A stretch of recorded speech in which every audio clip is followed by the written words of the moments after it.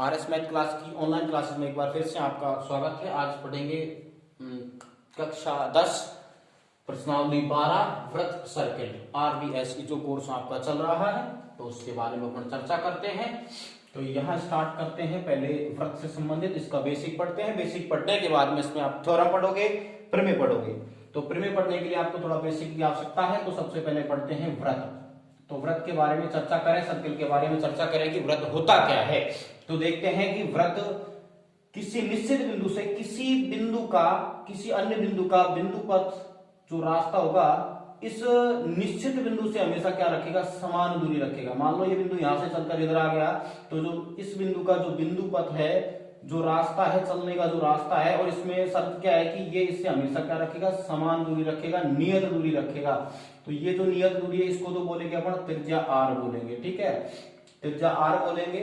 और इसको बोलेंगे अपन वृत्त की परिधि, ठीक है। तो यहाँ स्टार्ट देखते हैं एक बार फिर से कि ये आपका बन जाता है सर्किल और इस निश्चित बिंदु को क्या कहोगे, वृत्त का केंद्र। तो यहाँ आपको देखना है कि ये आपका सर्किल है तो यहाँ इसका सेंटर है केंद्र।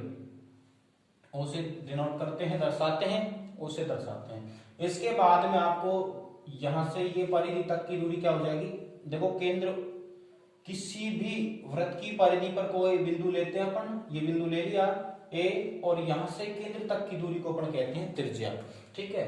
इधर भी दर्शा सकते हो, उधर भी दर्शा सकते हो। जैसे अपन ने इसको मिटाया, यहां ले लेते हैं, चलो ये भी क्या रहेगा, ये भी आपकी त्रिज्या रहेगी। कहीं भी स्टार ले सकते हो आप आराम से। इसके बाद में अपन यहां ले लेते हैं कि ये त्रिज्या आर हो गई और ये भी क्या हो जाएगी आर। तो यहाँ आर और आर क्या हो जाएगा 2r। इसका मतलब त्रिज्या को किससे दर्शाते हैं, त्रिज्या को आर से दर्शाते हैं, रेडियस, ठीक है। इसके बाद में देखो देखते हैं यहाँ पे व्यास, व्यास को बोलते हैं डी। क्या बोलते हैं, व्यास को डी से दर्शाते हैं। डी बराबर आपका होता है 2r। त्रिज्या r होती है, व्यास d बराबर होता है 2r। 2r मतलब यहाँ पे त्रिज्या का 2 गुना क्या होता है, व्यास। तो त्रिज्या क्या होती है, व्यास की आधी, क्योंकि आपको पता है r के गुणा में 2 तो किस में जाएगा, भाग में, बटे में जाएगा। तो यहाँ क्या होगा d बटा 2, ठीक है। तो इसके बाद में ये आपकी त्रिज्या d बटा 2 हो गई। अब यहाँ देखते हैं त्रिज्या के बाद में अपन देखते हैं जीवा। क्या होता है, जीवा।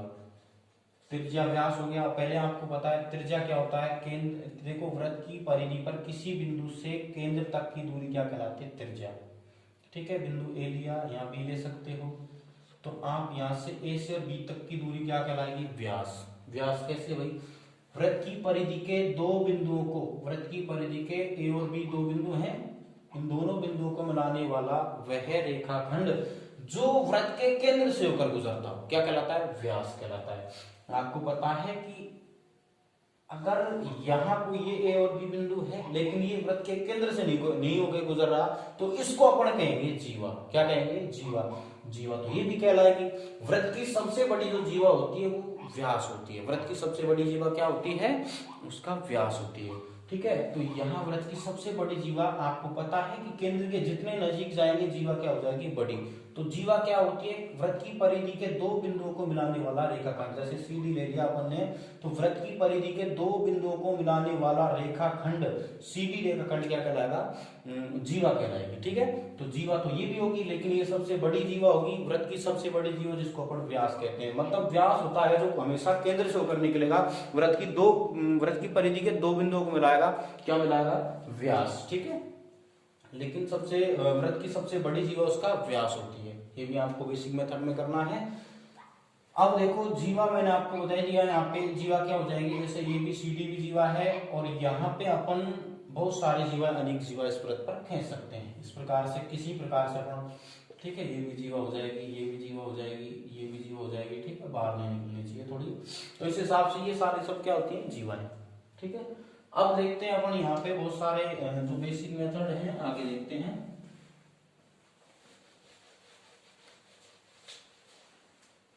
देखो आपने वृत्त के बारे में पढ़ लिया।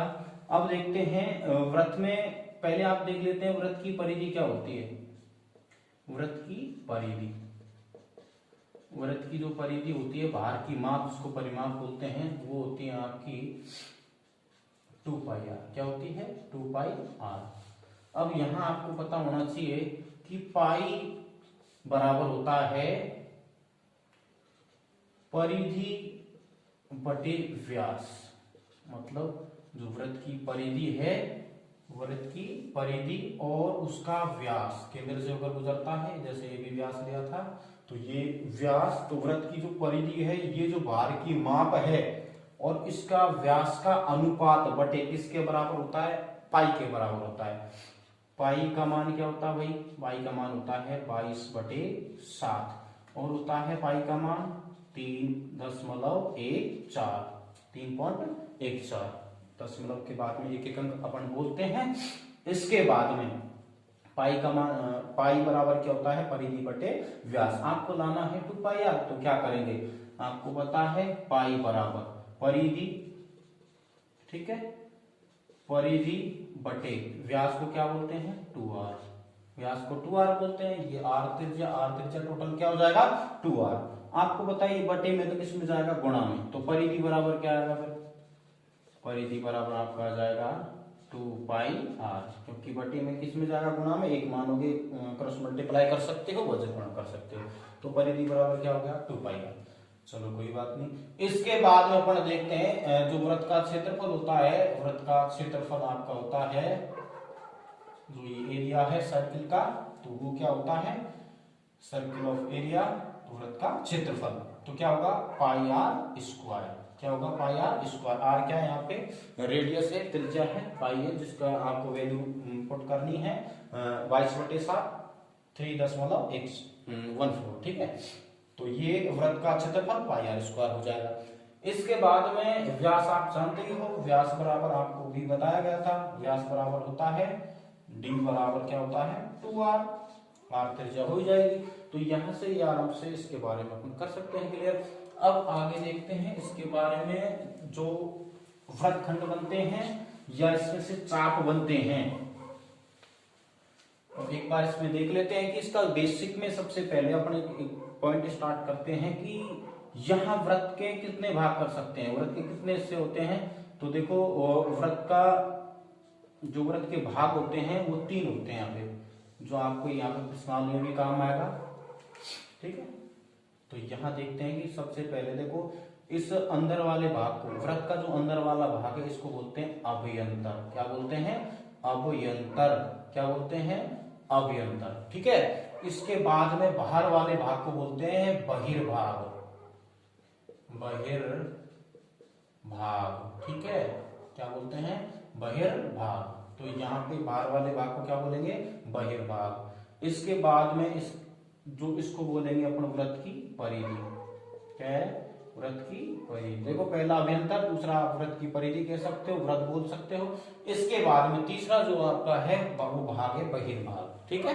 तो 3 भाग इसके हो गए वृत्त के। अब आगे पढ़ते हैं, जैसे आपसे पूछ लिया जाए वृत्त का केंद्र कहाँ स्थित होता है, तो आप क्या कहोगे, वृत्त का केंद्र अभ्यंतर में, मतलब अंदर स्थित होगा।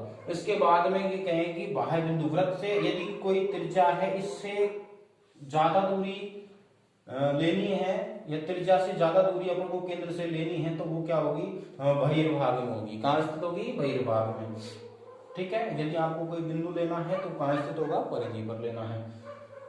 तो इसी प्रकार से अपन बता सकते हैं आसानी से जो भी है।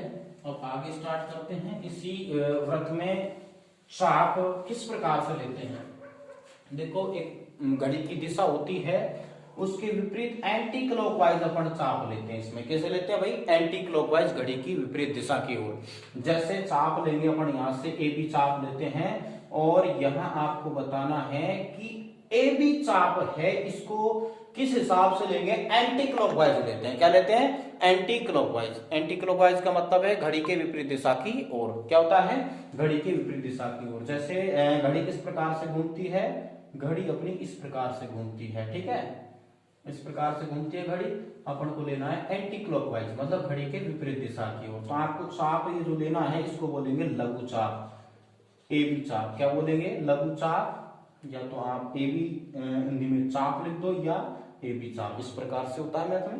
तो अपन क्या कहेंगे, इसको बोलेंगे लघु चाप। एक होता है दीर्घ चाप, तो ए बी चाप क्या होगा, लघु चाप, और यहां से यहां तक इसको बोलेंगे दीर्घ चाप।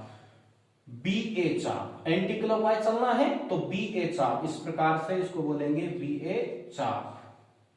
तो ये क्या हो जाएगा, इसको बोलेंगे लघु चाप। क्या बोलेंगे, लघु चाप। और इसको बोलेंगे अपन दीर्घ चाप, दीर्घ चाप। ओके, तो यहाँ पे इसके बाद में अगला विशेष अपना पॉइंट बनता है वृत्तखंड के बारे में। देखो ये वृत्त है, इसमें अगर एक जीवा द्वारा इसके दो भाग करने हैं तो निचला भाग क्या कहलाएगा, लघु वृत्तखंड, लघु वृत्तखंड। ठीक है, ये लघु चाप है, ये दीर्घ चाप बन गया। ए बी चाप लघु चाप, ए से बी तक, एंटी क्लॉकवाइज बी ए चाप। ठीक है, दीर्घ चाप कहलाता है बी ए चाप। तो यहां बता दिया गया। इसके बाद में लघु वृत्तखंड, ये निचला हिस्सा है, मतलब इस प्रकार से है ये। ठीक है, तो ये हिस्सा क्या कहलाएगा, लघु। क्या कहलाएगा, लघु वृत्तखंड। वृत्त का टुकड़ा है ये चाप, परिधि का टुकड़ा चाप होता है और ये परिधि का टुकड़ा चाप है। तो यहाँ ये वृत्त का टुकड़ा है, इसको कहेंगे अपन लघु वृत्तखंड। और उपला जो हिस्सा है इसको अपन क्या कहेंगे, इस प्रकार से है। तो इस हिस्से को अपन क्या कहेंगे बताओ, इस हिस्से को अपन कहेंगे दीर्घ। क्या कहेंगे, दीर्घ। और क्या है, वृत्तखंड। ये लघु वृत्तखंड है, मतलब वृत्त का टुकड़ा। इसको क्या बोलेंगे, दीर्घ वृत्तखंड। क्या बोलेंगे, दीर्घ वृत्तखंड। तो इस प्रकार से इसके बेसिक मेथड है। अब त्रिज्या द्वारा देखो, चाप की जो लंबाई आपने त्रिज्या और त्रिज्यखंड भी होता है। जो यहाँ पे जो चाप है तो त्रिज्याओं द्वारा, ये केंद्र है इसका, तो यहाँ पे अपन ने इसको बनाया तो ये जो कहलाएगा, तो इसको क्या कहेंगे, लघु त्रिज्यखंड। त्रिज्याओं द्वारा जो वृत्त के टुकड़े हुए हैं इसको क्या कहेंगे, लघु त्रिज्यखंड। और इसको क्या बोलेंगे, दीर्घ त्रिज्यखंड। तो ये क्या होगा, दीर्घ त्रिज्यखंड। ठीक है, तो इसमें ये जो चाप होगा ये क्या कहलाएगा, लघु चाप। यहां से यहां तक। ठीक है, जो भी नाम देंगे, ए बी नाम दिया तो ए बी चाप हो गया, तो ये बी ए चाप हो गया। और इसको क्या कहेंगे, लघु त्रिज्यखंड। ये दीर्घ त्रिज्यखंड हो गया, ये क्या हो गया, लघु त्रिज्यखंड, त्रिज्यखंड। ठीक है, तो ये इसका बेसिक है।